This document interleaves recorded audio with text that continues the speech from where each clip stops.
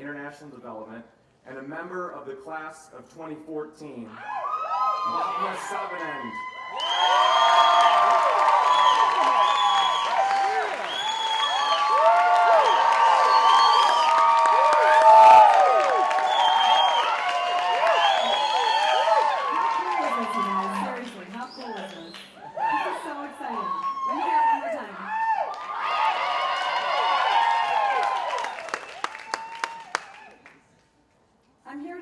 Secret. You know those health officials that tell you to exercise more and eat better? That tell you about the obesity epidemic, about how 2/3 of Americans are either overweight or obese? And then they make you feel like you're not doing enough to feel healthy and be healthy? Well, they're not telling you everything you need to know. Exercise and nutrition are just the tip of the iceberg. The real reason we have a chronic disease crisis on our hand right now is structural. It's because of where and how we live. I've spent the last 7 years in public health trying to find solutions to our rising diabetes rates and our growing obesity problem. And here's what I've learned. It's not about exercise. Exercise is not enough, because even if you exercise a sufficient amount every week, you're still at risk for chronic disease because of being sedentary all day. And the real issue then is that the way our neighborhoods are designed make it really easy for all of us to be sedentary. As Americans, we love large homes. We want backyards bigger than our neighbors. We want 3-car garages, and we love living on those streets that are windy and really go nowhere. And so, we build places like this, which then results in us having to act in behaviors like this.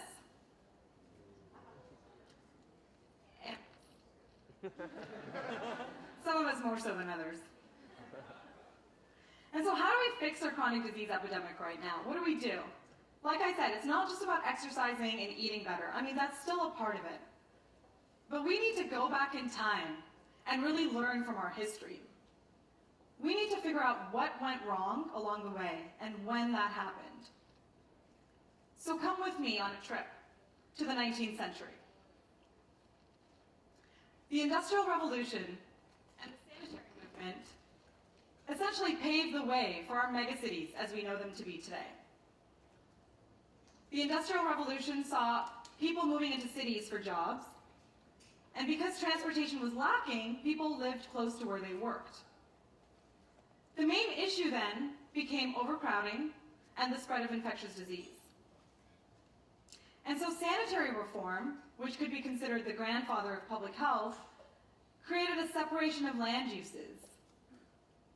Zoning was invented to keep us away from the industrial toxins that were so harmful to us. And so we moved away, we built suburbs, we enjoyed our vast green space. We had the privilege of space in America, and we took it. We had no way of knowing that zoning would lead to our obesity crisis today. I told you I had a secret, but I didn't tell you the entire secret. While those public health officials have been barking at you to exercise more and eat better, they've also been working on fixing our cities. I can tell you through my experience that more and more today, public health officials are working with transportation engineers, urban planners, and even architects to redesign our suburban environments. Researchers have been able to identify 5 key elements of our environment that most impact our health. Density, the number of people that live in a certain neighborhood. Proximity to services. Can we walk to run errands? Mixed land use. How many different functional buildings are there in a particular area? Street connectivity. Do we have interconnected streets or windy streets like I mentioned before? And 5, aesthetics and streetscape. How pleasant is the walking experience? Researchers are now building models to understand and predict how to manipulate each of these elements to create healthy neighborhoods. The idea is to build cities that look like this. Oh, no, wait, that's Amsterdam. That's where I'm going on my next vacation. Okay, don't worry. My master plan is not for all of us to move to Europe, even though some of us would love that. We're actually doing some pretty amazing things here at home. So let's leave Europe aside for a while and come back to America. And let's go to New York City. Greening rooftops. New York City has initiatives that encourage certain buildings in certain neighborhoods to have green rooftops. And the reasoning behind this is because concrete is directly related to the amount of heat in a particular area. In fact, the more concrete you have in a neighborhood, the more you have the heat island effect, which is an artificial increase in temperature in the summer months by up to 10 degrees. And so green rooftops cool and clean the environment. Those of you that are from New York are probably familiar with the High Line. But for those of you that are not, the High Line, it was an abandoned above-ground railway line running through the middle of Manhattan that was converted into pedestrian green space. It runs for more than a mile and stretches across 3 neighborhoods on the west side of Manhattan and draws people from all over to come and walk. It's essentially a walking trail with green space. San Jose has rezoned to create mixed land use with commercial on the bottom and residential on the top. It's pretty amazing that just that change alone and some aesthetics and street design can draw more people to walk. Mint Plaza in San Francisco is an amazing example of taking an auto-focused alleyway that might have been pretty unsafe and converting it into a public open space with farmers markets and weekly events. And it draws pedestrians from everywhere. The list of examples goes on. Portland, Denver, Austin, Houston, even Atlanta and Seattle. It's pretty amazing. Designing neighborhoods for healthier living is coming down to a science. And while it may take some time to see results because the development cycle is long, the momentum is building quickly. Interestingly, all these new developments, this new way of designing cities isn't really new at all. This new urbanism is actually the old way of building cities. So now we know what is wrong with our neighborhoods. We just need support from all angles to fix it. We need collaboration between different levels and divisions of government. We need systems level change.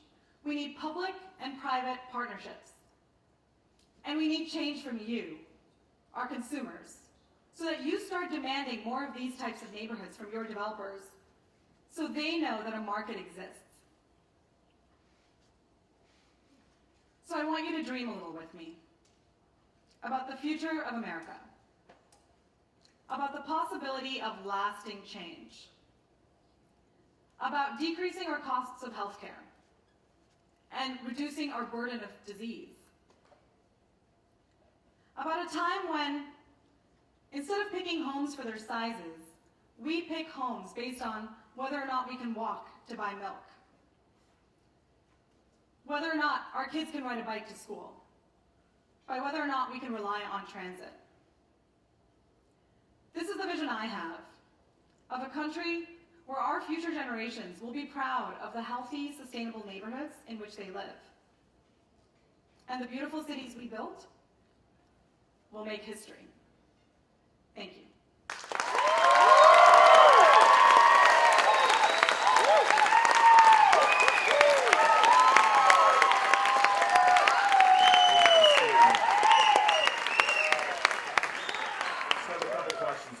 So, something that's been in the news a lot over the last year or so, a couple of years probably, is New York City. Mike Bloomberg passed a soda ban. Actually, there's been talked quite a bit about it, and there's been a lot of back and forth about whether or not that's something that's actually going to work towards solving the obesity crisis, which is very deeply related to our expanding cities and health policy as a whole. Can you give us your thoughts on policies like that, limiting consumption? What do you think of those kinds of things? Sure. It's tricky because there's a lot of controversy about the nanny state versus how much government should actually be involved with telling people how to live their lives.